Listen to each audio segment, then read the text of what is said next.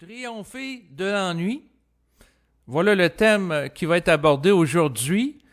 C'est en relation avec un texte que j'ai écrit et dont vous pouvez retrouver sa lecture que je fais là, de manière audio sur mon autre chaîne YouTube. Vous allez l'avoir à bord en bas de l'enregistrement à présent, le lien qui va permettre de retracer sur le web cet écrit que j'ai fait.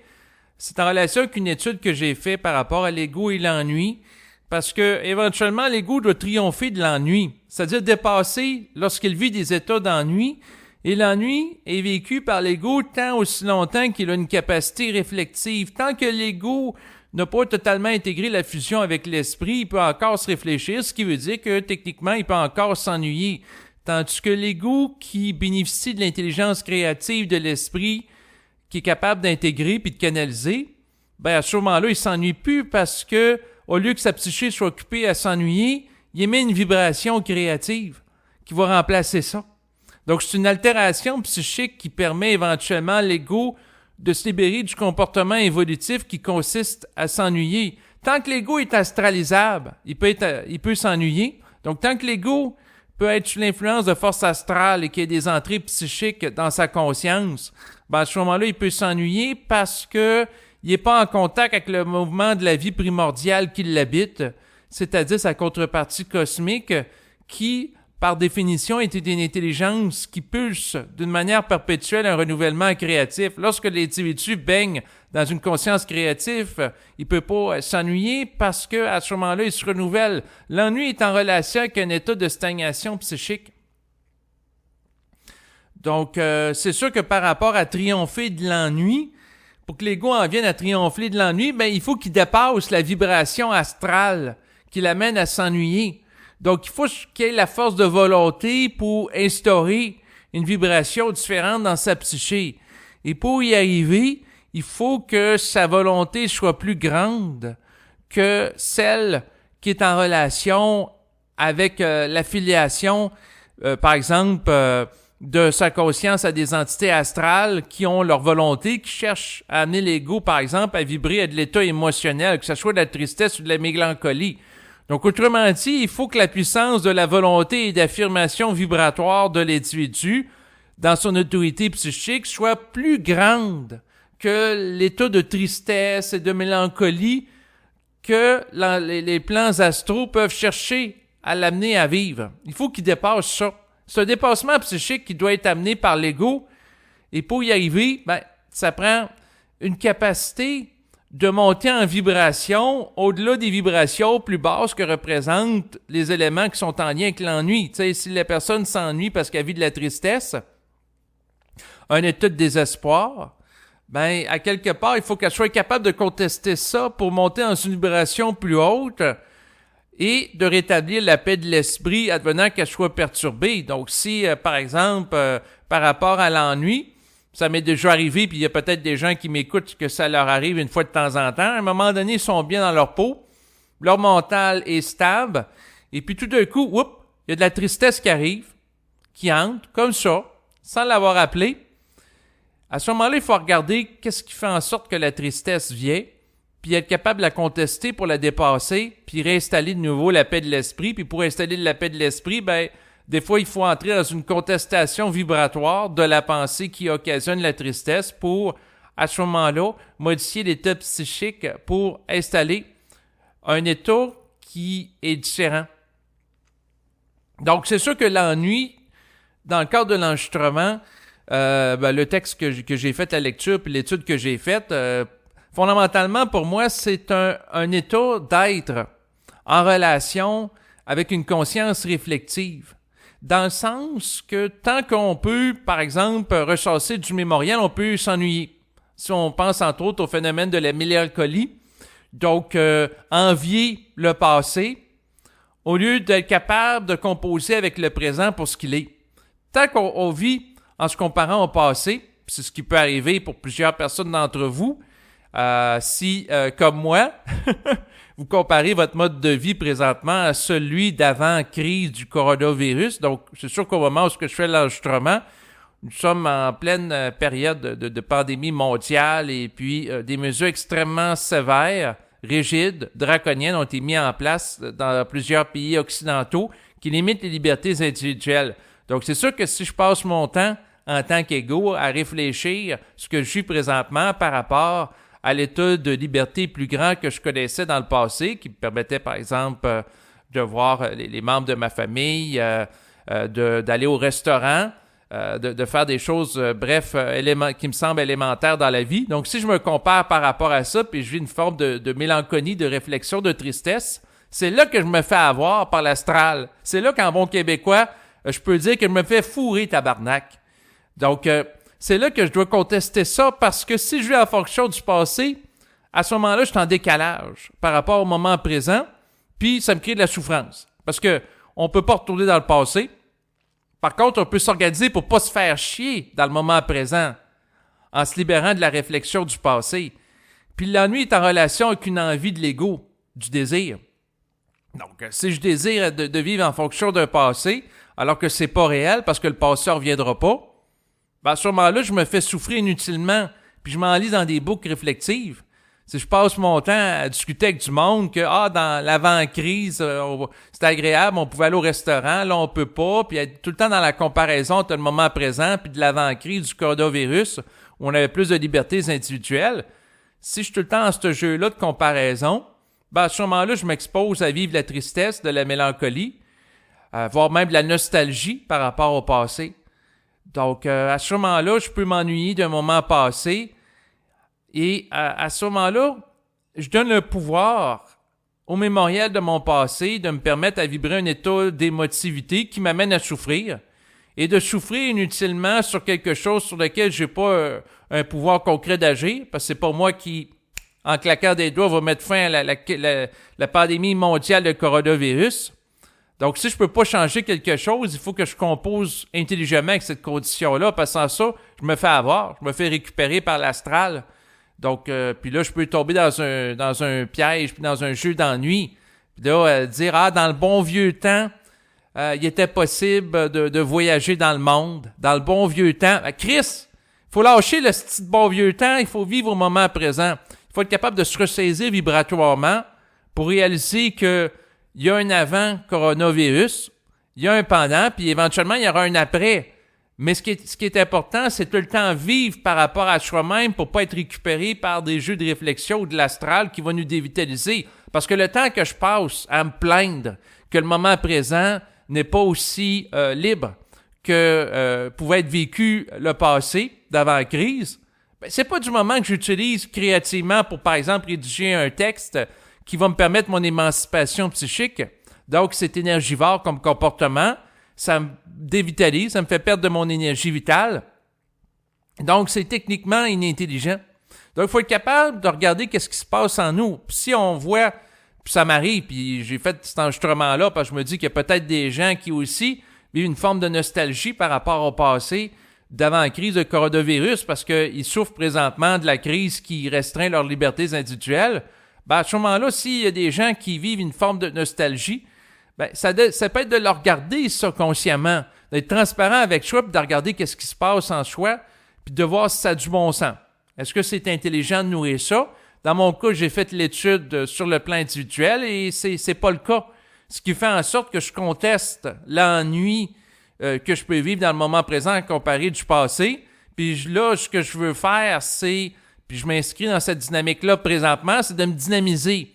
J'ai fait un texte pour en approfondir la compréhension de mon rapport à l'ennui, puis je me mets en action dans ma vie pour être capable de regarder qu'à chaque fois qu'il y a une pensée d'ennui qui entre dans ma psyché ou par personne interposée, si je discute par exemple au téléphone, puis la personne va me dire « dans le bon vieux temps, avant la crise, on pouvait faire ci, on pouvait faire ça », ben, je suis capable de regarder que si je nourris une émotivité par rapport à ça, je perds mon énergie vitale.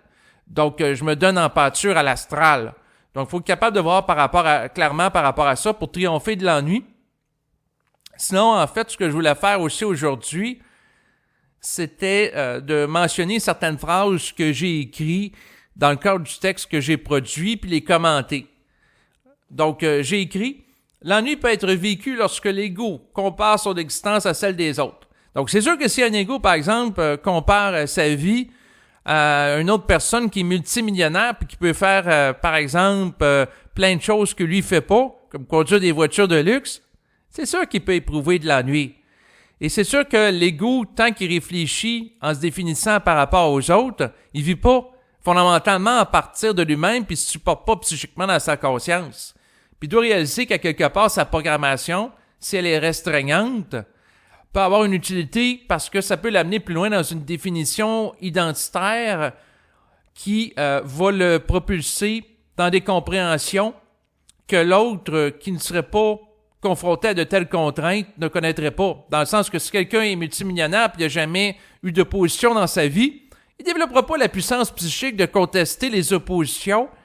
Puis aussi, si la vie d'une personne est un long fleuve tranquille et que la personne, depuis son enfance, vibre à l'astral, elle va continuer à vivre à l'astral, puis elle ne développe pas la capacité critique de remettre en question qu'est-ce qui se passe, de se réajuster par rapport à l'événement, de courter l'adversité et courter des descentes d'énergie de l'esprit.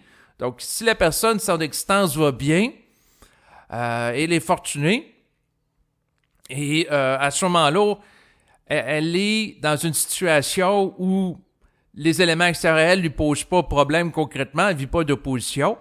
Ben, à ce moment-là, c'est peu probable que par rapport au point X au niveau astral qu'elle était dans son enfance, elle change dans sa vie parce que elle vivra pas de crise qui va l'amener à connaître une redéfinition vibratoire puis à changer de taux vibratoire. Sans opposition de l'ego par rapport à ses feuilles d'âme pour les amener, pour amener en fait l'ego à les réaliser, ben, l'ego peut pas triompher de ces dernières, il peut pas les voir. Donc autrement dit, si on reprend par rapport à la situation présente, la crise du coronavirus qui m'amène à plus faire certaines activités comme mes cours de yoga, d'aller m'entraîner en salle, d'aller voir les membres de ma famille pour fêter la fête des mères, sans la crise qui m'amène à me dépouiller de ça,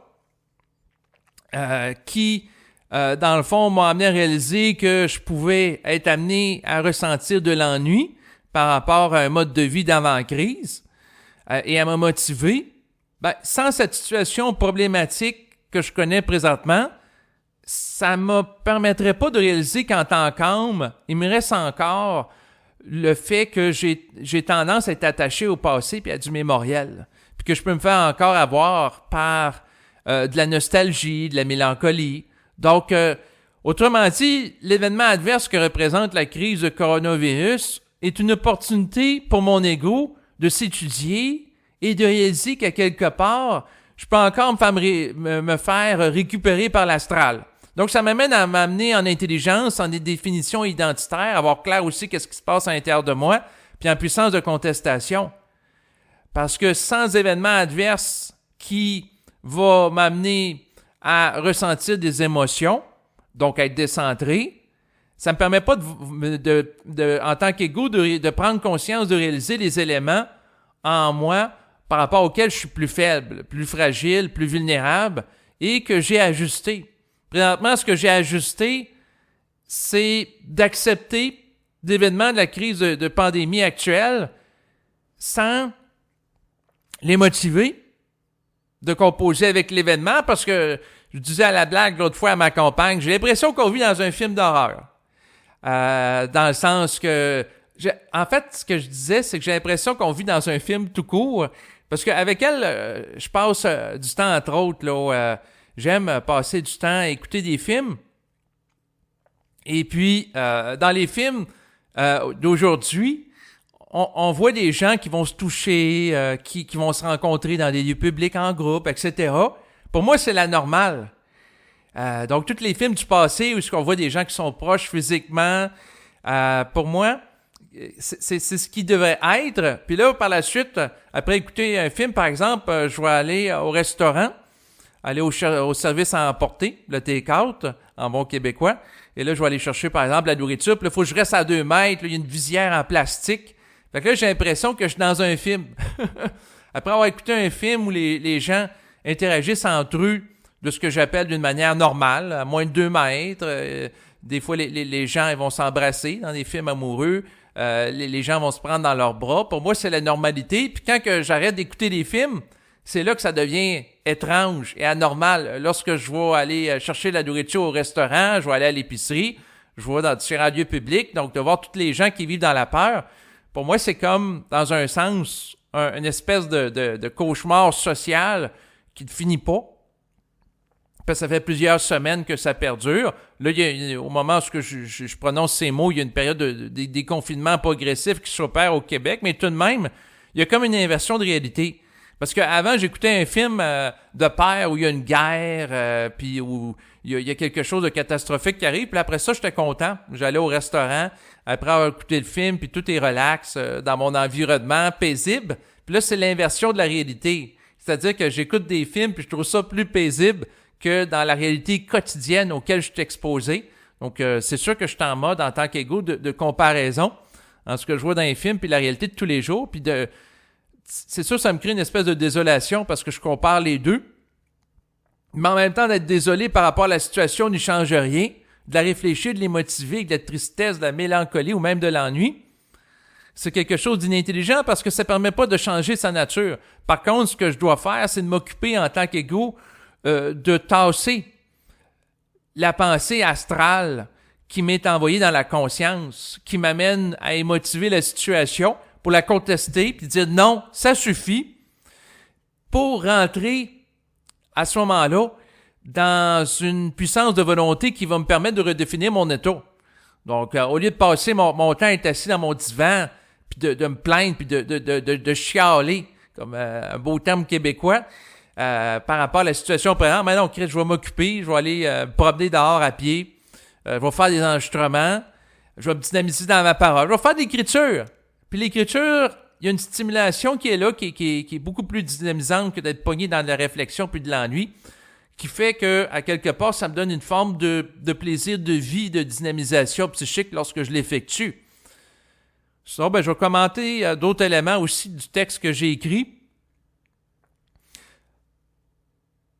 Lorsque l'ego n'est pas capable de compter le temps de sa programmation et de saisir son utilité évolutive, il risque de vivre de l'incompréhension à l'égard de son existence et de souffrir de l'ennui.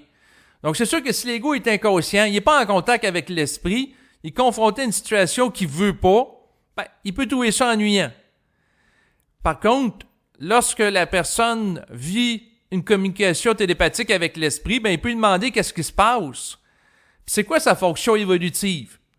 Donc, c'est sûr que si, par exemple, l'ego est instruit qu'à quelque part, un événement donné va lui permettre de lui dévoiler certaines formes qu'il ne verra pas autrement, à ce moment-là, il peut réaliser l'intelligence de passer à travers l'événement. Même chose par rapport à une collectivité. Donc, l'usage évolutif qui peut être fait d'une crise sociale, ça peut amener, par exemple, à certains gouvernements, si on pense à ceux du Québec, à réaliser qu'il y a des failles par rapport au réseau de résidence de personnes âgées aussi au Québec. Donc, réaliser qu'à quelque part, il manque de préposés aux bénéficiaires de s'occuper des personnes âgées en CHSLD, c'est-à-dire les centres hospitaliers de longue durée.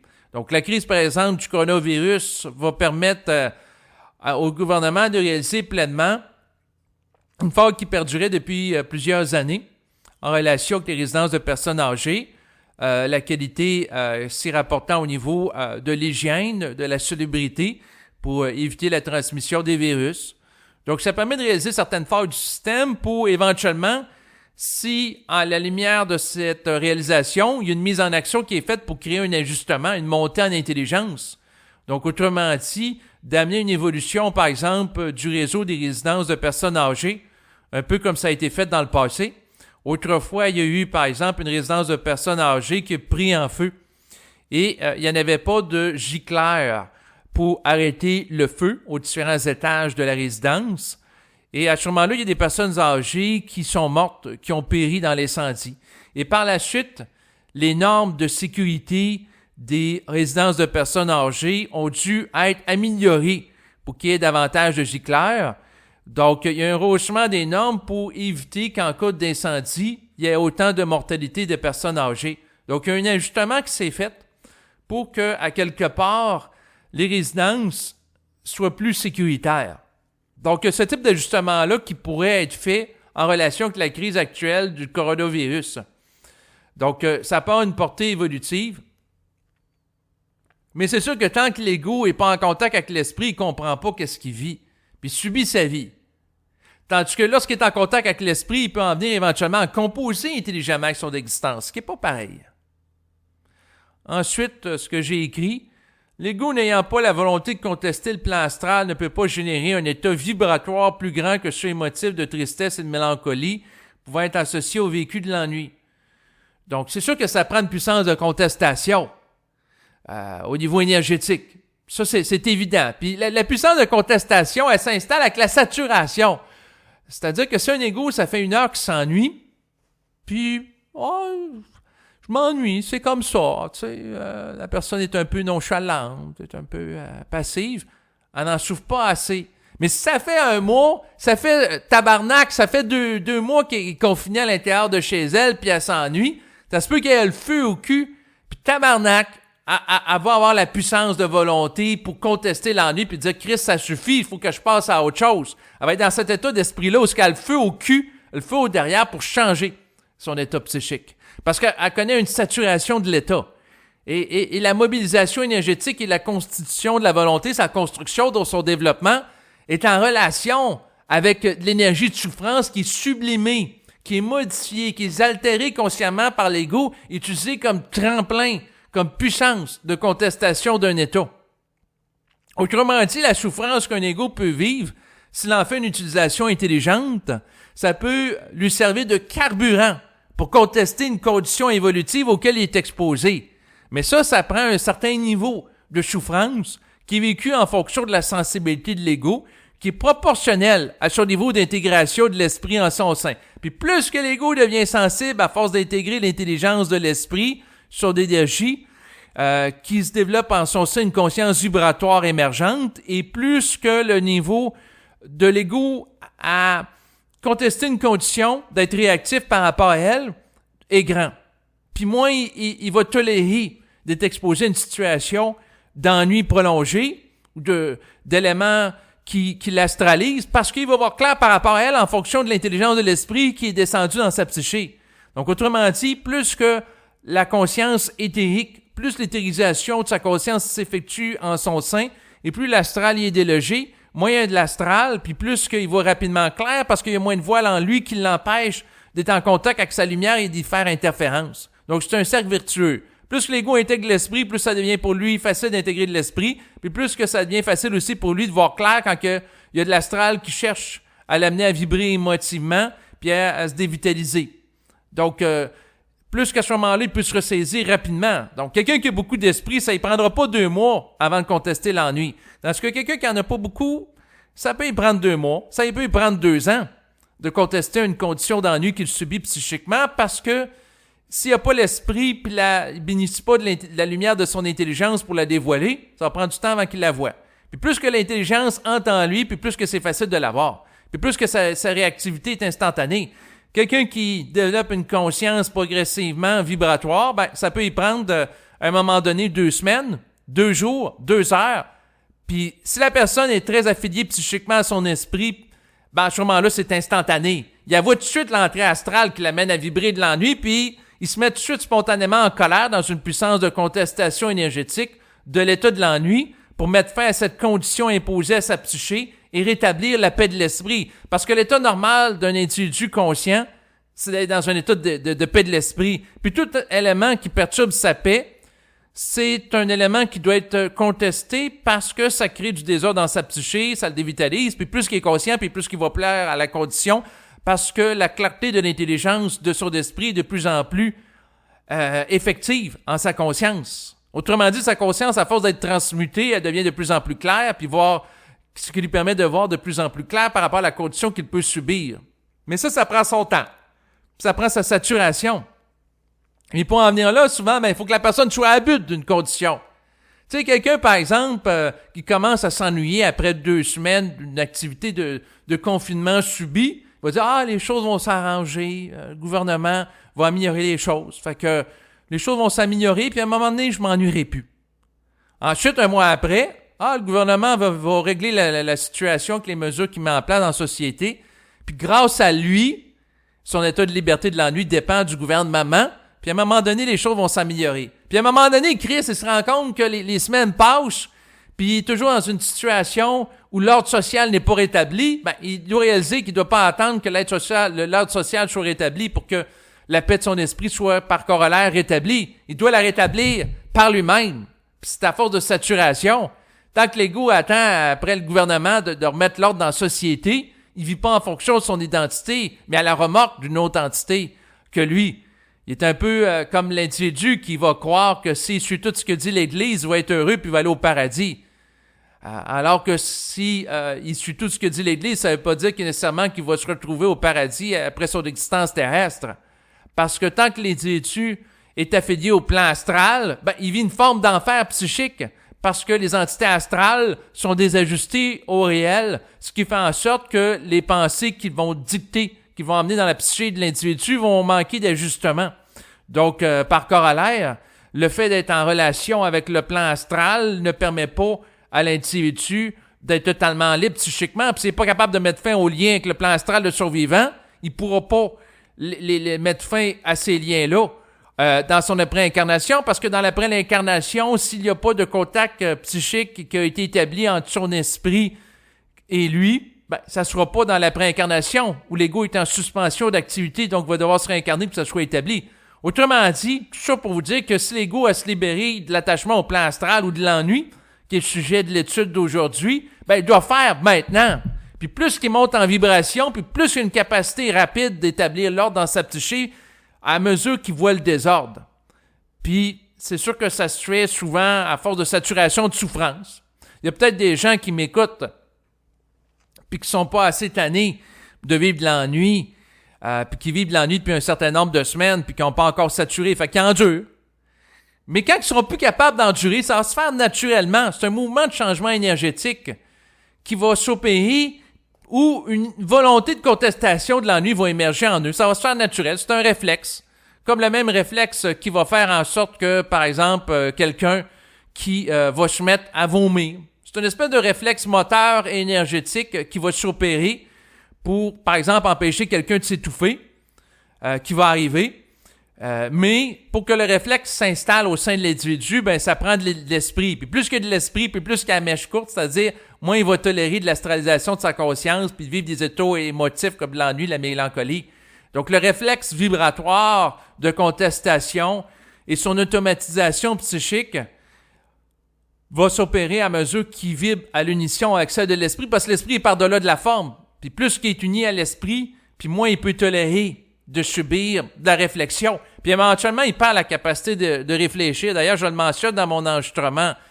C'est-à-dire que tant que l'ego a la capacité de motiver la pensée, il peut ressentir de l'ennui. Lorsqu'il la perd dans le cadre du processus de la fusion, elle disparaît. C'est fini après. Lorsque l'individu est totalement fusionné, il ne peut plus s'ennuyer. Chris, il baigne dans la créativité de l'intelligence impersonnelle de sa conscience. À ce moment-là, les entrées astrales sont totalement remplacées par le contact avec l'esprit, puis l'individu se sait. S'il est sur Terre, il sait pourquoi il est là. Il vit pas un vide existentiel de l'angoisse de vie, puis un sentiment de désespoir. Non, il sait pourquoi il est là, il sait qu'est-ce qu'il a à faire, puis il s'occupe à le faire.